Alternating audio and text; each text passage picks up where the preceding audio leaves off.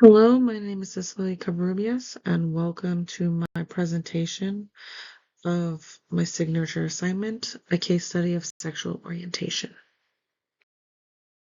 In this presentation, I'll go over what is sexual orientation.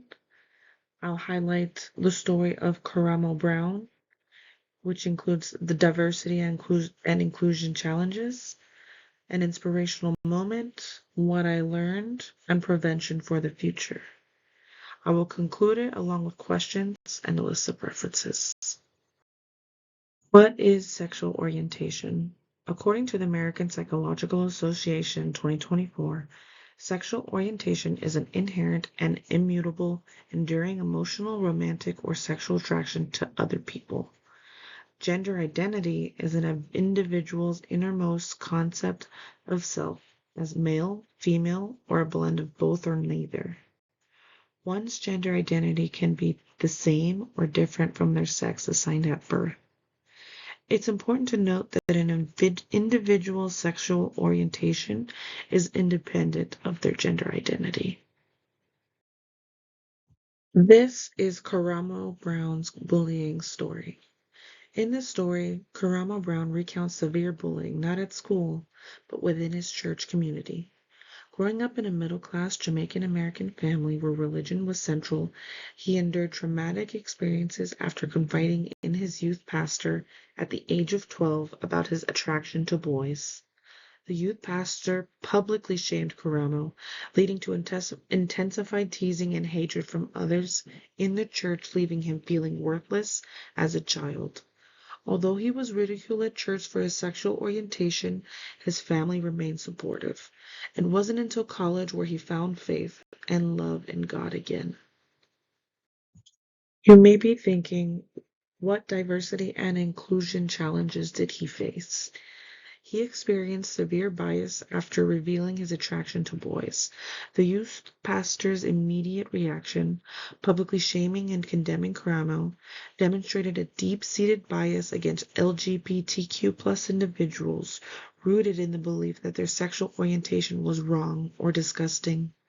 The church, which should have been a place of sanctuary and support, became a hostile environment where he was subjected to harassment and discrimination from the church. He faced religious intolerance.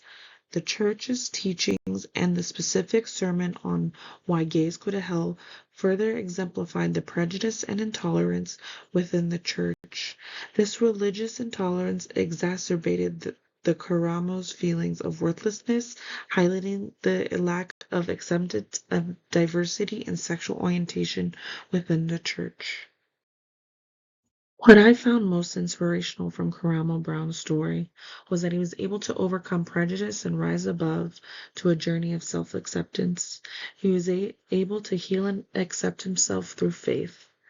He went on to study social psychology and became a licensed social worker to help others.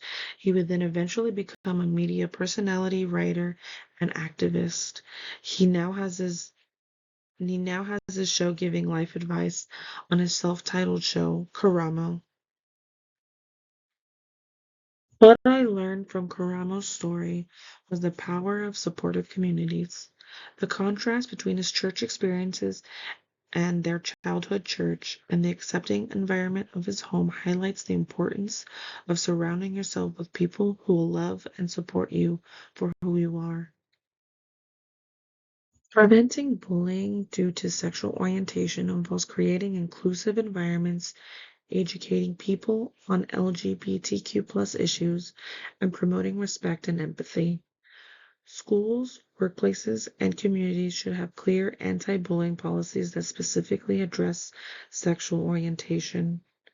Supportive spaces, counseling, and allyship should be encouraged, and bystanders should be empowered to speak up against bullying. Additionally, providing representation, enforcing anti-discrimination laws, and ensuring clear consequences for bullying can help protect LGBTQ+ individuals and foster acceptance. Conclusion. Preventing bullying based on sexual orientation requires inclusive environments, education on LGBT LGBTQ+ issues and promoting respect.